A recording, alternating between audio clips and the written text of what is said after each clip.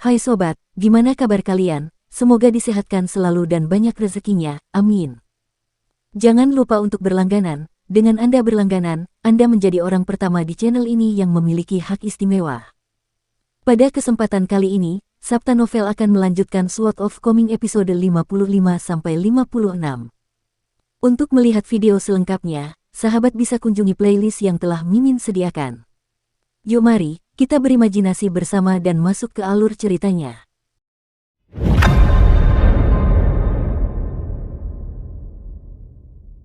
Chen Ping'an tanpa terasa menancapkan ujung kakinya ke tanah, seolah-olah dia sedang membiasakan diri dengan kakinya yang telah menjadi lebih ringan.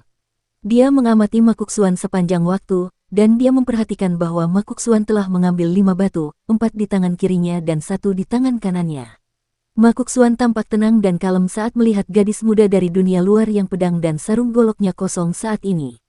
Ia tersenyum dan berkata, biar ku jelaskan dulu.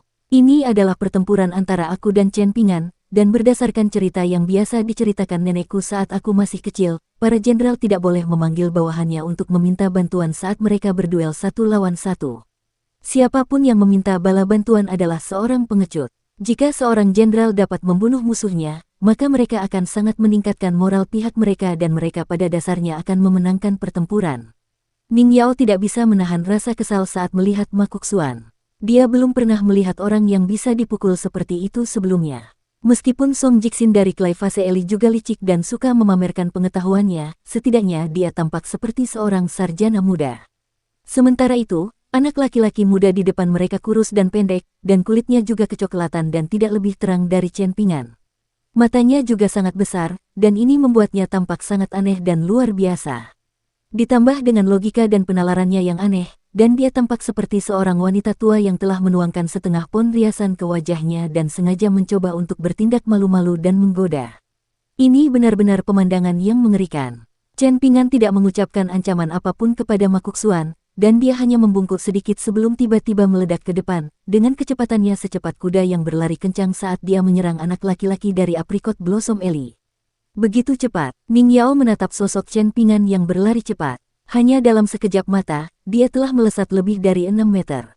Dia telah melihat dan mengalami banyak hal sebelumnya, tetapi Ning Yao tetap tidak dapat menahan diri untuk berseru dengan penuh emosi. Tentu saja ini bukan berarti Chen Ping'an tidak ada bandingannya di antara mereka yang seusianya hanya karena dia dapat berlari lebih cepat daripada rubah dan kelinci. Sebaliknya, dia mengaguminya karena dia mampu bekerja keras selama belasan tahun untuk membentuk fisiknya ke tingkat seperti itu di dunia kecil yang mirip penjara ini. Ning Yao merenungkan hal ini. Apakah mampu menanggung kesulitan juga merupakan bakat? Jarak antara Chen Ping'an dan Makuk Xuan dengan cepat berkurang setengahnya. Faktanya, Chen Ping'an sudah bisa melihat sedikit perubahan pada ekspresi Makuk Xuan. Ada sesaat keterkejutan, diikuti oleh sesaat ketakutan, yang dengan cepat menghilang dan digantikan oleh ekspresi tenang dan kalem. Makuk Xuan kemudian dengan cepat mengangkat lengannya tanpa ragu-ragu, dengan anggota tubuhnya yang kurus melepaskan ledakan kekuatan yang luar biasa. Chen Ping'an telah menatap tangan kanan Makuk Xuan sepanjang waktu, dan dia memutuskan untuk tidak terus berjalan dalam garis lurus lagi, sebaliknya mencondongkan tubuh ke arah kanan. Siku Makuk Xuan secara mengejutkan berhenti sejenak, dan dengan jentikan pergelangan tangannya, sebuah batu melesat ke arah Chen Ping'an yang sedang berputar. Batu itu memiliki kekuatan yang dahsyat, dan meskipun tidak seseram serangan kera tua itu, Chen Ping'an tetap harus berhati-hati. Dia seharusnya terkena serangan itu, tetapi Chen Ping'an tidak menyerah begitu saja. Dengan gerakan memutar pinggulnya, tubuh bagian atasnya condong ke samping, menyebabkan batu itu melesat melewati matanya. Helaian rambut di dahinya tertiup angin kencang yang diciptakan oleh batu itu. Makuk Xuan menjentikkan tangan kirinya di mana ia memegang batu-batu yang tersisa, dan melemparkan salah satunya ke tangan kanannya. Sepertinya dia juga tahu bahwa dia tidak bisa menyingkirkan Chen Ping'an dengan serangan kedua ini, jadi dia memutuskan untuk tidak tinggal di tempat yang sama. Dia berdiri dan berlari ke kanan, melemparkan batu ke arah Chen Ping'an pada saat yang sama. Chen Ping'an tiba-tiba membungkuk, kedua tangannya hampir menyentuh tanah. Batu itu melesat ke punggungnya, merobek bajunya yang tipis. Untungnya, itu hanya goresan kecil. Meskipun lukanya tampak berdarah dan menakutkan, sebenarnya tidak terlalu dalam. Jarak antara keduanya berkurang setengahnya lagi. Pada saat ini, Makuk Xuan juga menyadari bahwa ia harus mundur dan memperlebar jarak di antara mereka. Namun, Chen Pingan terlalu cepat, sehingga langkah mundur Makuk Xuan yang tergesa-gesa tampak lambat dan canggung jika dibandingkan. Saat Chen Pingan semakin dekat, tatapannya yang tegas dan jernih juga menjadi semakin tajam. Sebaliknya, sedikit keraguan melintas di mata Makuk Xuan. Haruskah ia mengabaikan kesempatan ini untuk menyerang dan mundur saja? Atau haruskah ia mempertaruhkan segalanya pada serangan ketiga ini dan membiarkannya menentukan hasil pertarungan? Ada pertentangan yang jelas antara keraguan Makuk Xuan dan keteguhan hati Chen Pingan. Pada saat ini, apakah Chen Pingan masih terlihat seperti anak muda yang baik hati dan bodoh dari gang Fas Tanah Liat? Di momen hidup dan mati ini, Makuk Xuan mundur selangkah dan mengayunkan lengannya. Jelas bahwa dia percaya pada kemampuannya sendiri. Belum lagi berkelahi dengan orang lain, anak muda penyendiri ini bahkan tidak pernah berdebat dengan orang lain sebelumnya. Sejak kecil, dia tidak pernah suka bergaul dengan orang seusianya, misalnya Chen Pingan dan Buken. Dia lebih terlihat seperti kucing liar yang suka berlarian sendiri. Ketika ia merasa bosan, ia suka mengambil segenggam batu dan melemparkannya sambil berjalan. Tentu saja, ia akan melemparkannya dengan sangat pelan, dan akan terlihat seperti ia hanya sedang bermain-main. Jadi, tidak ada yang menganggap ini serius. Akan tetapi, ketika Makuk Xuan sendirian di tepian di bawah jembatan beratap, ia akan melontarkan batu-batu di permukaan air menggunakan batu-batu yang sedikit lebih pipih.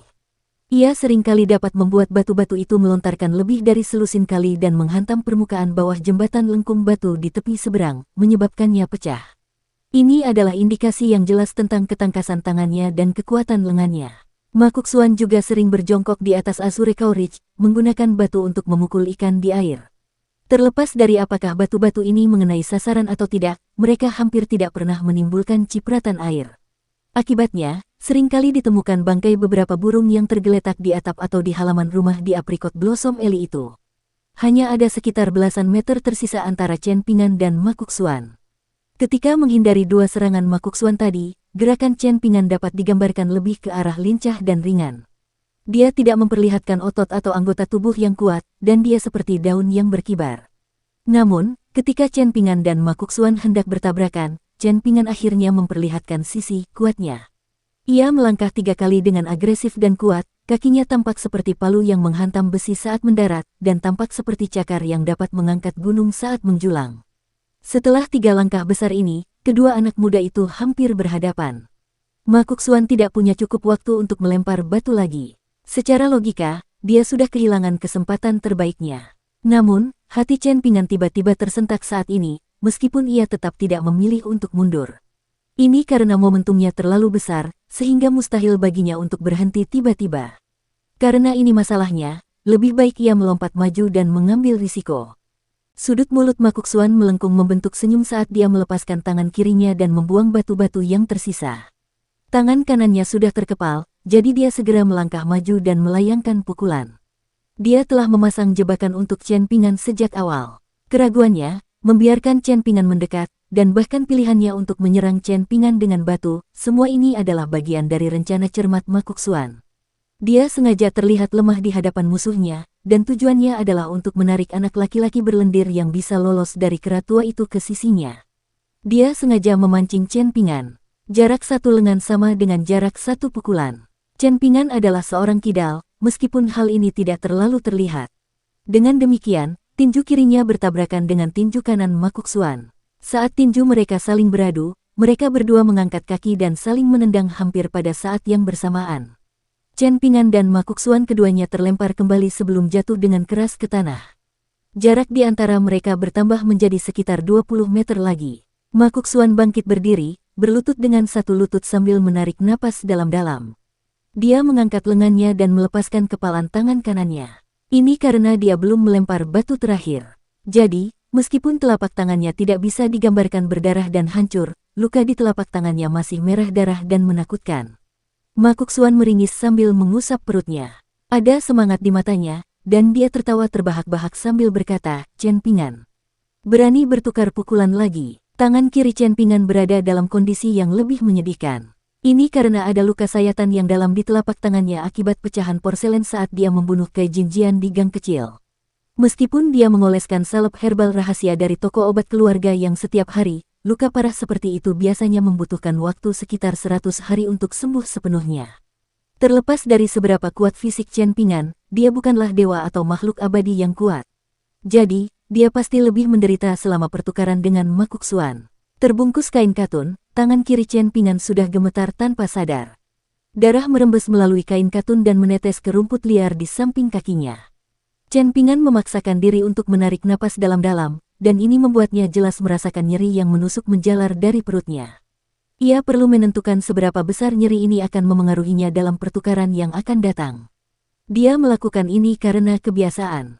Chen Pingan lahir dalam keluarga miskin, dan justru karena harta bendanya yang sangat sedikit, ia selalu pelit dalam segala hal.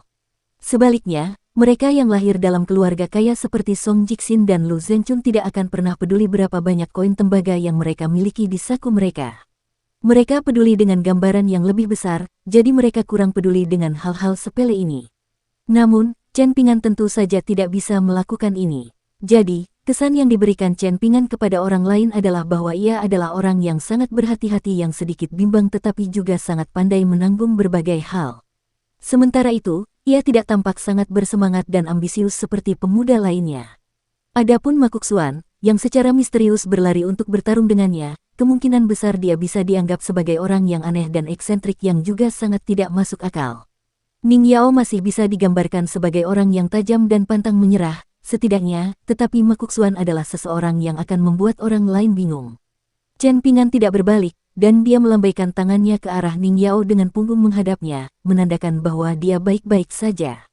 Makuk Xuan perlahan berdiri sambil mengambil segenggam rumput liar. Ia lalu menyeka darah di telapak tangannya. Chen Pingan juga berdiri. Makuk Xuan melesat maju terlebih dahulu, dengan kekuatan ledakannya yang begitu dahsyat, hingga ia meninggalkan 2 lubang di tempatnya berdiri tadi. Makuk Xuan, yang tampak seperti seekor monyet kurus, sangat cepat saat ia berlari maju dan melompat ke udara, sambil lututnya menghantam Chen Pingan. Chen Pingan menghantamkan tinjunya ke lutut Makuk Xuan yang melayang. Namun, Makuk Xuan yang menerjang juga mencondongkan tubuhnya ke depan dan melontarkan pukulan cepat, mengenai dahi Chen Pingan.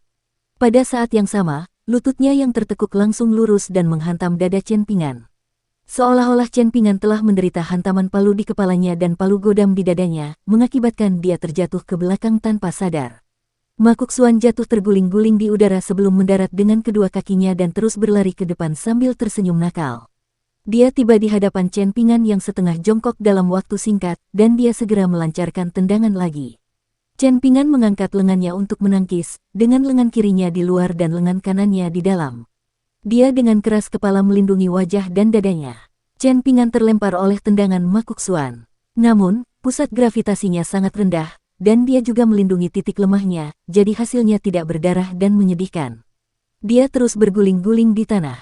Makuk Xuan tidak menyerah dan terus menyerang ke depan. Ketika Chen Pingan akhirnya berhenti berguling, ia mendarat dalam posisi setengah berlutut dengan lutut ditekuk dan tubuhnya condong ke depan, mempersiapkan dirinya untuk dorongan ke depan.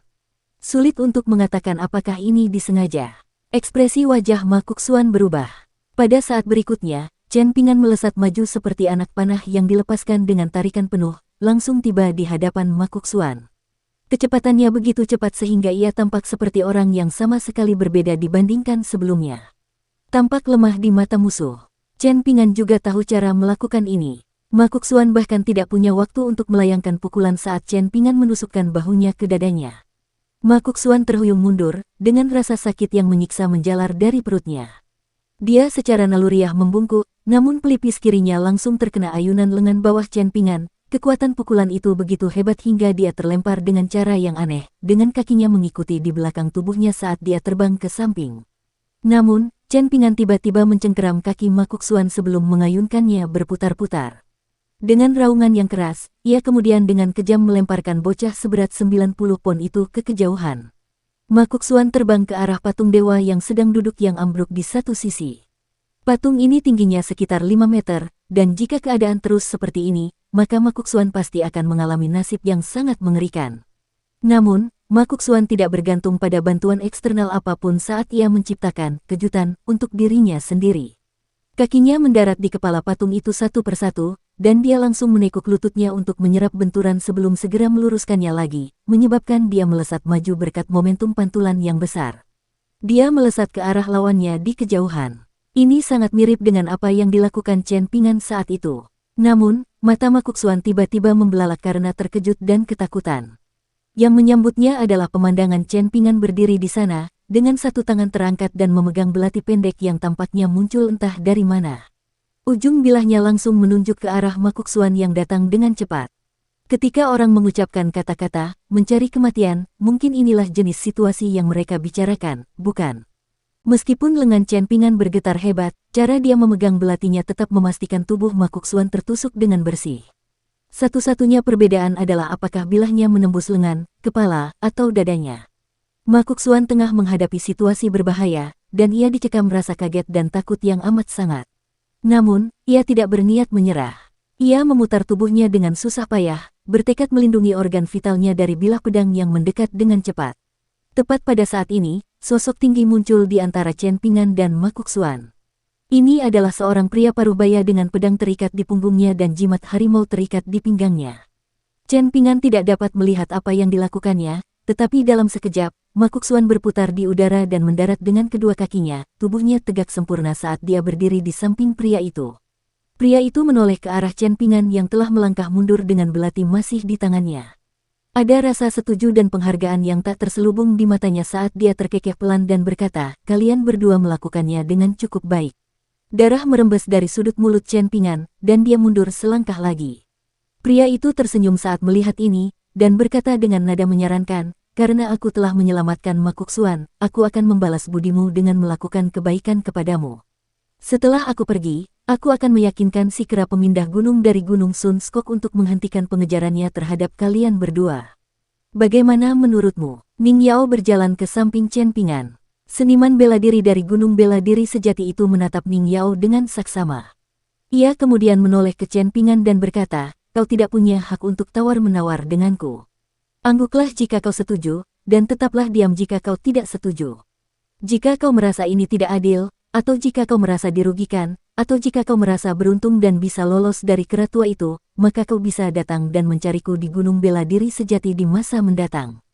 Kau bisa meminta apa yang menurutmu adil." Chen Ping'an menyimpan belati rok yang dipinjamkan Ning Yao kepadanya, menyembunyikannya di lengan baju kanannya. Ia lalu mengangguk ke arah pria itu dan berkata, "Jika aku punya kesempatan, aku pasti akan pergi mencarimu." Ma Kongquan baru saja hendak berbicara, namun lelaki itu langsung memotongnya dengan ekspresi dingin, katanya, "Orang mati tidak punya hak untuk mengancam orang yang masih hidup." Ma Kongquan mengerutkan bibirnya erat-erat. Namun, dia benar-benar menundukkan kepalanya dan tetap diam. Guru dan murid dari Gunung Bela Diri Sejati perlahan menghilang di kejauhan. Chen Ping'an menjatuhkan diri ke tanah. Ning Yao buru-buru membungkuk dan bertanya dengan khawatir, "Bagaimana keadaanmu? Bagian mana yang paling sakit? Apakah resep dari Taois Lu masih berguna?" Dengan wajah babak belur dan memar serta tubuhnya yang penuh luka dalam, Chen Ping'an memasang ekspresi getir saat menjawab, "Seharusnya tidak apa-apa. Paling tidak, aku masih bisa tahu bagian mana yang sakit, yang berarti lukaku tidak terlalu parah." "Oh, benar juga, kalau kera tua itu datang saat ini. Kalau begitu, kami akan membiarkan dia datang." Ning Yao pun memutuskan untuk duduk, dengan senyum di wajahnya saat berkata, "Kamu di sini untuk memperjuangkan kami saat itu, jadi aku juga akan di sini untuk memperjuangkan kami saat itu. Apa yang perlu ditakutkan?" Chen Ping'an diam-diam menelan sisa kalimat yang belum diucapkannya. Senyum Ning Yao tiba-tiba menjadi mempesona, dan dia mengacungkan dua jempolnya ke arah Chen Ping'an dan berkata, "Itu sangat mengesankan." Pada saat ini, pemuda miskin yang sebelumnya tidak pernah menganggap dirinya mengesankan itu berusaha keras menahan senyumnya. Ia sengaja berusaha membuat dirinya tampak lebih acuh tak acuh dan riang. Namun kenyataannya, tidak ada yang dapat menghapus kebahagiaan dari wajahnya. Anak lelaki itu merasa amat bangga saat ia duduk menikmati angin musim semi. Berjalan melalui pegunungan tandus tempat rubah dan kelinci berkembang biak, lelaki dengan pedang yang diikatkan di punggungnya tiba-tiba berhenti di depan sebuah batu nisan. Ia berjalan ke samping batu nisan yang berdiri di depan gundukan tanah kecil dan berjongkok di sampingnya, menyingkirkan rumput liar yang tumbuh di sekitarnya dan memperlihatkan wujud aslinya. Karakter-karakter di dalamnya sudah kabur, dan hanya kurang dari setengahnya yang masih bisa diuraikan. Pria itu mendesah dan berkata, "Dao ilahi sedang runtuh, dan sistem ritual dan musik sedang berkembang pesat. Pertarungan antara 100 aliran pemikiran akan segera dimulai." Ketika lelaki itu berdiri, ia melihat muridnya yang masih belum menjadi murid resmi True Martial Mountain menghadap ke arah asal mereka. Darah merembes dari mulut, telinga, dan hidung Makuk Xuan, menyebabkan wajahnya yang kecoklatan tampak sangat jahat dan menakutkan. Ia menggunakan lengan bawahnya untuk menyeka darahnya dengan kasar sebelum terus menatap ke arah itu. Makuk Xuan, menurut alasan yang kau berikan sebelumnya, kau ingin pergi ke sana karena gadis muda dari dunia luar itu. Kau mengatakan padaku bahwa dia bekerja sama dengan Pangeran dan Kasim dari negara Sui besar dan menggunakan pedang terbangnya untuk membunuh tuan pertamamu. Kau mengatakan padaku bahwa hal ini meninggalkan simpul di hatimu, jadi kau harus menemukannya untuk membalas dendam. Aku merasa permintaanmu masuk akal, jadi aku tidak menghentikanmu untuk pergi. Aku membiarkanmu mengendalikan hidup dan matimu sendiri. Bagaimanapun, mampu menghadapi musuh Dao seperti itu merupakan bahaya sekaligus kesempatan bagi kita para kultivator dan seniman bela diri. Suara lelaki itu menjadi serius, dan dia tidak menunjukkan tanda-tanda bersikap lunak pada muridnya hanya karena dia berbakat. Namun, kamu malah menargetkan anak muda dari Gang Fas Tanah Liat. Kenapa? Aku sudah memberitahumu sebelumnya bahwa seniman bela diri dari Gunung Bela Diri Sejati, terutama pendekar pedang, jelas tidak boleh menyerang dan membunuh orang yang tidak bersalah tanpa alasan. Makuk Xuan mengelak pertanyaan tersebut, dan sebaliknya menjawab dengan pertanyaannya sendiri, apakah seniman bela diri paling mampu mengabaikan karma dan takdir yang telah ditentukan? Pria itu mengangguk dan menjawab, jika kita melihat kembali sejarah ribuan tahun yang lalu, mereka yang mampu menggunakan kekuatan mereka sendiri untuk membalikkan keadaan memang sebagian besar adalah orang bijak dari sekte bela diri. Saya tidak mengatakan ini dengan sengaja, hanya karena saya juga seorang seniman bela diri. Pria itu terus menatap Makuk Xuan, tidak berencana membiarkan dia mengabaikan pertanyaannya. Jika Makuk Xuan adalah orang yang haus darah dan senang memangsa yang lemah, mengapa dia menerima murid seperti itu di True Martial Mountain? Di Kekaisaran Manusia, seniman bela diri mengandalkan pertempuran di medan perang untuk meningkatkan basis kultivasi mereka. Ini adalah metode berbahaya yang membuat mereka berada di antara hidup dan mati. Begitu mereka kehilangan kendali atas jati diri mereka yang sebenarnya, akan sangat mudah bagi mereka untuk jatuh ke jalan setan. Pada saat itu, seberapa mudahkah bagi seniman bela diri yang memiliki kekuatan militer yang besar ini untuk membantai kota-kota dan menghancurkan negara-negara? Sekte bela diri dan sekte Konfusianisme adalah dua pilar menjulang tinggi yang menopang kekaisaran fana dan memastikan perdamaian. Jika seorang seniman bela diri yang dihormati dan kuat menempuh jalan yang salah, maka semakin tinggi basis kultivasi mereka dan semakin tinggi jabatan mereka, semakin banyak kerusakan yang dapat mereka timbulkan pada kekaisaran fana. Ada banyak pelajaran berdarah yang tercatat dalam buku-buku sejarah. Dukung terus channel YouTube Sabta Novel. Seberapa sulitkah untuk memenangkan opini publik? Dan seberapa mudahkah untuk kehilangan opini publik? Meskipun ini adalah pernyataan yang dibuat oleh seorang bijak Konfusianisme, tidak sedikit seniman bela diri yang telah sungguh-sungguh mempelajari ajaran Konfusianisme.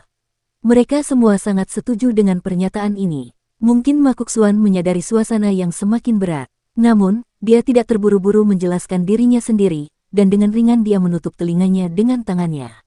Hal ini membuat lukanya tegang, dan itu langsung membuatnya menarik napas dalam-dalam dan meringis kesakitan.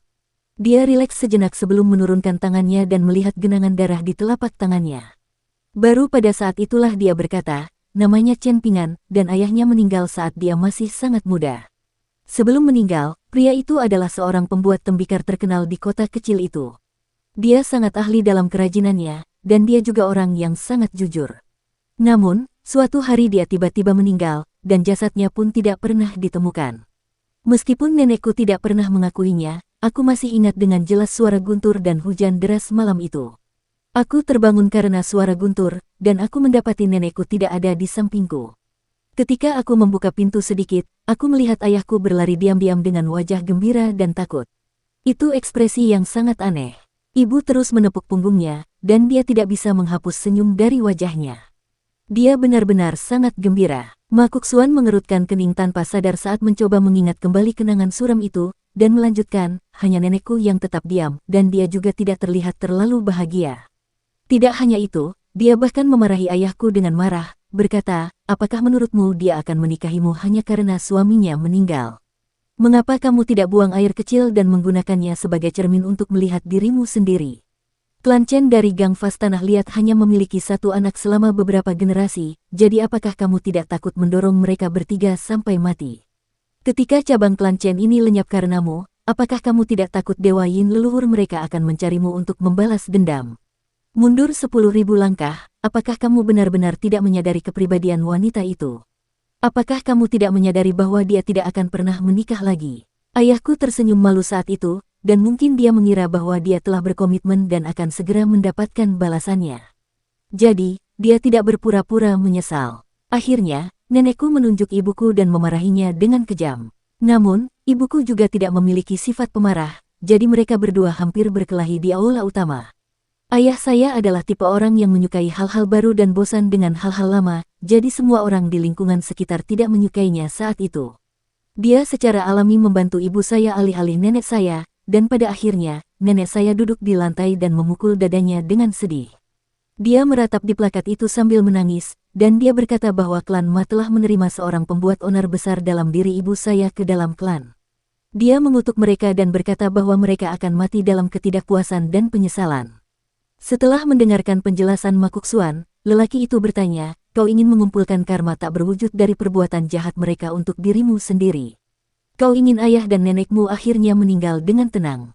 Makuksuan menyeringai dan berkata, aku benar-benar tidak punya perasaan apapun terhadap ayah dan ibuku. Namun, aku tidak bisa tidak khawatir tentang nenekku.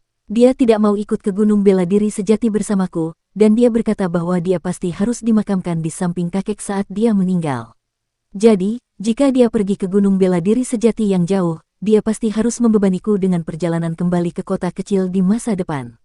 Selain itu, dia mendengar orang lain mengatakan bahwa seseorang harus melintasi jalan yang sulit setelah mereka meninggal, dan dia tentu tidak ingin mengalaminya setelah mengalami begitu banyak kesulitan saat masih hidup.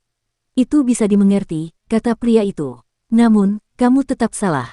Hanya sekali ini dan tidak akan pernah lagi, mengerti? Makuksuan mengerutkan bibirnya, ekspresinya dingin. Dia tidak menggelengkan kepala dan membalas, tetapi dia juga tidak mengangguk dan setuju. Pria itu tersenyum dan menaburkan lebih banyak garam pada luka Makuksuan, sambil berkata, bagaimana rasanya ditekan dan dipukuli oleh seseorang yang seusia denganmu. Jika Chen Pingan tidak mencabut belati sialan itu, bagaimana mungkin aku bisa kalah darinya? Makuksuan menjawab dengan marah. Dari awal hingga akhir, aku hanya menggunakan 70% kekuatanku.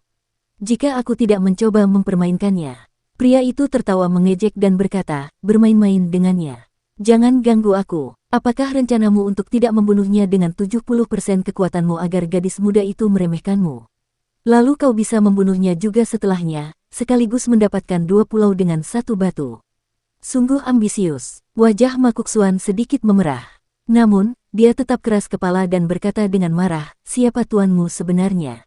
Pria itu tertawa terbahak-bahak. Mereka berdua berangkat lagi, menuju kota kecil itu. Dibandingkan dengan Gunung Sunskok, apakah Gunung True Martial lebih tinggi atau lebih pendek? Tanya Makuksuan. Pria itu tersenyum dan menjawab, apakah Anda ingin mendengar kebenaran atau kebohongan? Makuksuan mengangkat alisnya dan berkata, apa kebohongannya?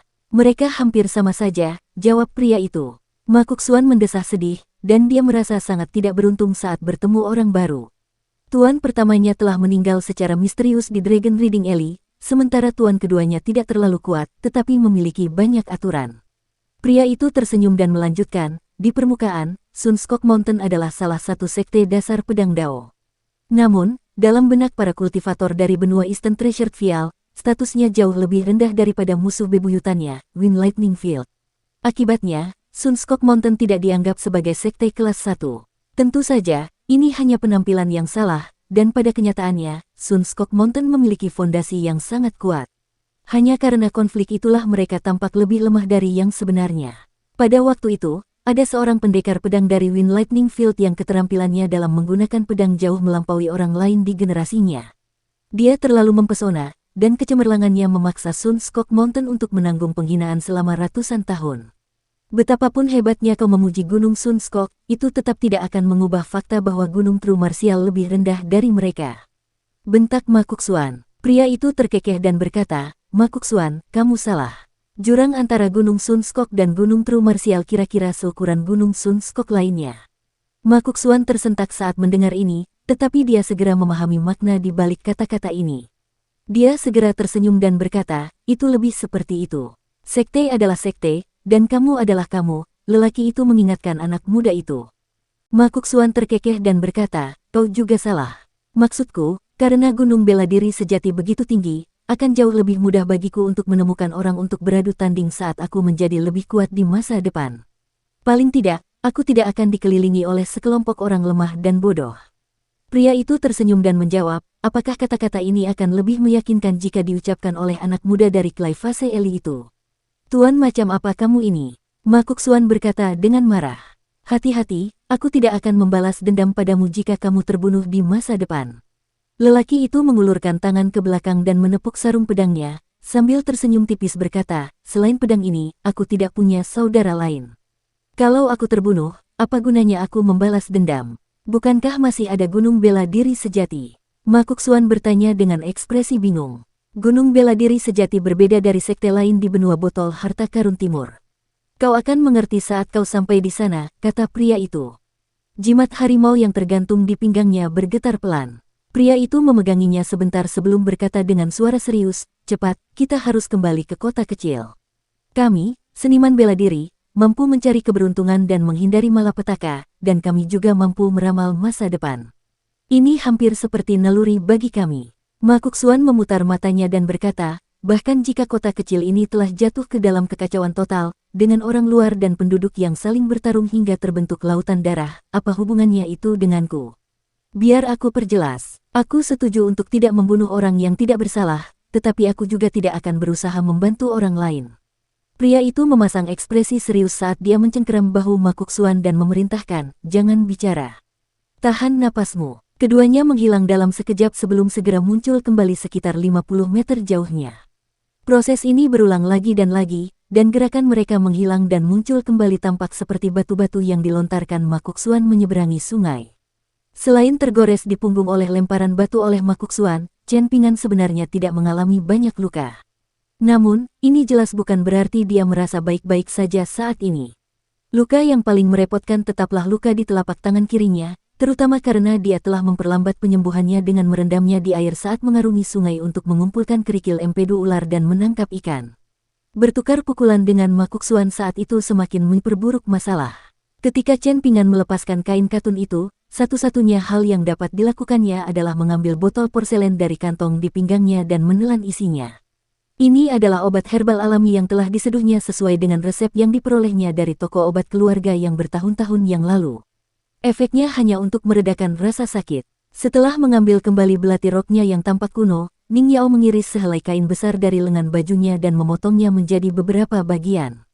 Setelah melilitkannya di sekitar luka Chen Pingan, dia bertanya kepada anak laki-laki yang basah oleh keringat dingin, apakah obat tradisional dari toko obat keluarga yang benar-benar manjur? Chen Pingan melambaikan tangan kirinya dengan ringan dan tersenyum, berkata, ini sangat berguna.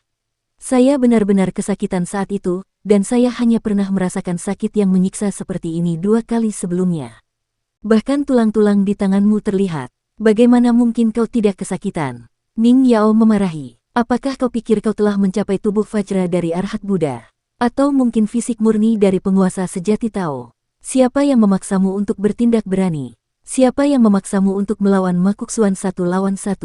Bukankah dia menginginkan duel? Tentu saja, dia bisa melawan kita berdua sendirian. Apa yang salah dengan itu? Bahkan aku tidak merasa malu, tetapi kau telah menjadi kecanduan bermain sebagai pahlawan, bukan? Aku tahu, mengapa kau tidak menantang keratua dari Gunung Sun Skok untuk bertarung 1 lawan 1 juga.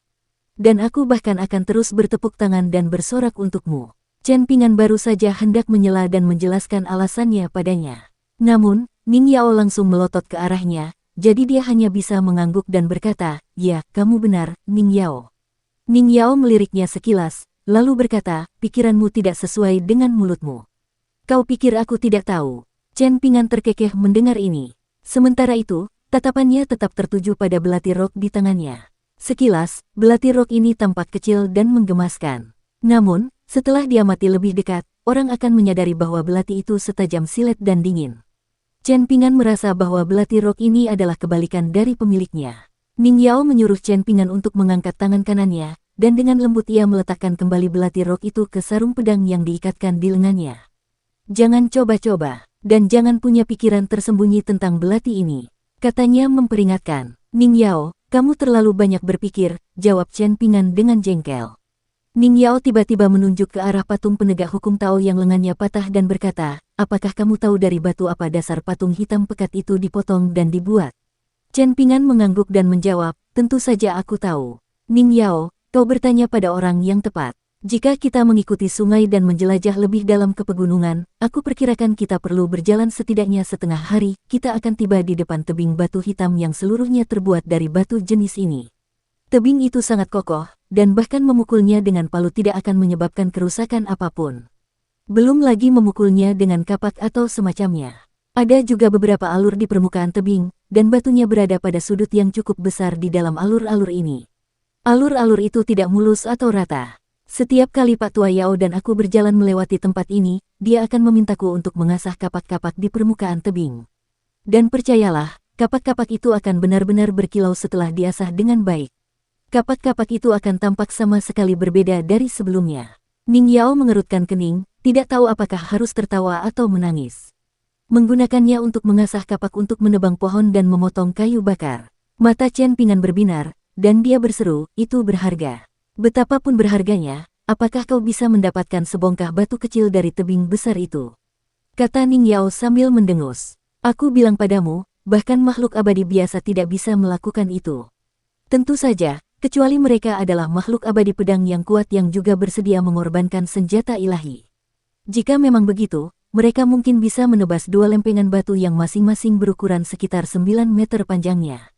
Makhluk abadi pedang juga punya nama khusus untuk lempengan batu ini, platform pembantai naga. Setiap lempengan akan bernilai sama dengan seluruh kota. Chen Pingan berpikir keras. Mata Ning Yao tiba-tiba berbinar, dan dia berkata, bukankah ada batu asah pedang yang sudah jadi di bawah kaki patung penegak hukum Tao itu? Batu itu cukup besar, dan sepertinya kita bisa membelahnya menjadi dua lempengan panggung pembantai naga. Seolah-olah seseorang telah menyalakan api di bawah pantat Chen Pingan, dan dia buru-buru berkata, Ning Yao, kita pasti tidak bisa mematahkannya dan membawanya pulang. Penegak Tao itu sudah cukup menderita, jadi jika kita mencuri alasnya juga. Ning Yao tiba-tiba berdiri, mendengus dingin dan berkata, mencuri. Apakah aku orang seperti itu? Chen Pingan mengikuti Ning Yao saat dia berjalan ke patung Daoist Enforcer. Berdiri di depan patung berwarna-warni itu, Ning Yao melangkah maju sebelum meletakkan tangannya di sarung pedangnya dengan sikap gagah berani. Dia kemudian mendongak dan berteriak, aku Ning Yao. Jika kamu bersedia memberiku alas selebar 1 meter hari ini, aku akan membalasmu 100 kali lipat atau bahkan 1000 kali lipat saat aku menjadi pedang abadi di masa depan. Mulut Chen Pingan ternganga. Apakah ini benar-benar berhasil? Benar saja. Patung itu tetap diam dan tidak bergerak. Namun, Ning Yao tidak menyerah, dan melanjutkan, jadi kamu tidak mau memberikannya kepadaku. Lalu bagaimana kalau meminjamkannya kepadaku? Itu seharusnya baik-baik saja, kan? Aku akan memastikan untuk mengembalikannya kepadamu. Ning Yao tak lupa menoleh ke arah Chen Pingan, berkedip dan berkata, aku meminjamnya, bukan mencurinya, mengerti? Chen Pingan menggelengkan kepalanya dengan marah, menjawab dengan ekspresi tulus, saya tidak mengerti. Tepat saat Ning Yao hendak menjelaskan perbedaan besar antara konsep mencuri dan meminjam kepada Chen Pingan yang keras kepala, dia tiba-tiba mendengarnya berteriak, hati-hati. Saat dia meneriakkan hal ini, dia sudah berlari maju untuk menyeret Ning Yao di belakangnya. Ternyata, patung yang telah dihantam oleh alam selama ratusan hingga ribuan tahun itu akhirnya mencapai akhir hidupnya saat ini. Patung itu jatuh ke depan dan jatuh ke tanah, hancur berkeping-keping. Patung itu hancur berkeping-keping, dan tidak ada satupun bagiannya yang masih dapat dikenali. Bahkan, kepala dan janggutnya yang besar hancur menjadi debu. Dari tanah ia dipahat, dan ke tanah ia kini kembali. Perjalanannya di dunia ini telah berakhir. Yang lebih misterius lagi adalah tinggi patung itu jauh lebih besar daripada jarak antara kedua pemuda itu dan patung itu. Secara logika, hal ini seharusnya mengakibatkan Chen Pingan dan Ning Yao tergencet oleh patung yang runtuh itu. Paling tidak, mereka seharusnya dipukul dengan keras. Namun, yang menarik, sisa-sisa patung yang runtuh itu hanya mencapai kaki kedua pemuda itu. Ning Yao yang sudah sering bepergian menelan ludah saat melihat ini, merasa sedikit bersalah. Menunduk melihat sisa-sisa di dekat kakinya, dia bergumam, pelit sekali dirimu. Katakan saja tidak jika kamu tidak mau meminjamkannya kepadaku. Apakah benar-benar perlu mengorbankan dirimu untuk mencoba membunuhku? Chen Pingan tiba-tiba menggelengkan kepalanya dan berkata, ini disebut bodhisattva mengangguk. Ia menyetujui permintaanmu. Berdiri bahu-membahu dengan Chen Pingan, Ning Yao memandangi sisa-sisa patung di depan mereka sebelum melihat lebih jauh ke lempengan platform pembantaian naga hitam yang sepi. Akhirnya, dia menoleh ke Chen Pingan dan bertanya dengan suara tidak yakin, "Apakah kamu yakin?" "Saya yakin," jawab Chen Pingan sambil tersenyum. Ning Yao memercayainya, tanpa sedikit pun keraguan tersisa di benaknya. Bahkan dia tidak tahu mengapa demikian. Setelah itu, Ning Yao mengikuti arahan Chen Pingan dan menyapu sisa-sisa patung yang berserakan ke dalam lubang yang telah mereka gali. Mereka kemudian menutupinya dengan lapisan tanah. Chen Pingan menundukkan kepalanya dan bergumam pelan, "Semoga Anda beristirahat dengan tenang, tidak peduli apakah Anda manusia atau dewa." Ning Yao pun menundukkan kepalanya dan berkata pelan, "Beristirahatlah dengan tenang." Setelah melakukan semua ini, Ning Yao bertanya dengan rasa ingin tahu, "Chen Pingan, apakah ini kebiasaan kota kecil? Apakah ini sesuatu yang diwariskan oleh leluhurmu?" Chen Pingan menggelengkan kepalanya dan menjawab, "Tidak, bukan itu. Itu hanya sesuatu yang kupikirkan." Ning Yao mengangkat alisnya. Chen Pingan tersenyum dan bertanya, "Ning Yao, tidakkah kamu merasa sangat tenang setelah melakukan ini?"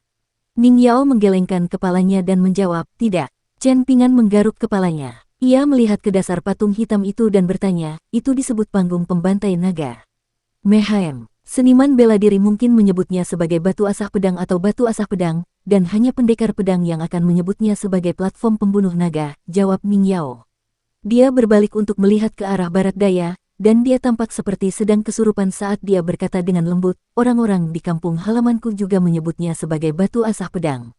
Setiap orang memiliki satu batu asah, baik besar maupun kecil. Biasanya, batu asahnya hanya sebesar kepalan tangan.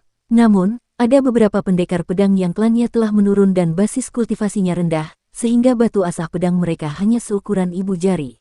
Meski begitu, mereka tetap lebih menghargai batu asah pedang daripada nyawa mereka sendiri. Keluargaku juga memiliki batu asah pedang, batu asah yang sangat besar." "Seberapa besar?" tanya Chen Pingan lembut. "Bahkan lebih besar dari rumahmu di Clivase Eli," gumam Ning Yao menjawab. Chen Pingan tercengang. Ekspresi iri kemudian menyebar di wajahnya, dan dia berkata, "Ning Yao, keluargamu sangat kaya. Selain itu, karena batu asah pedang itu sangat besar, kamu tidak perlu khawatir orang lain akan mencurinya. Betapa baiknya itu. Tidak seperti aku. Setelah bekerja keras untuk mendapatkan sejumlah uang, aku merasa khawatir dimanapun aku menyembunyikannya."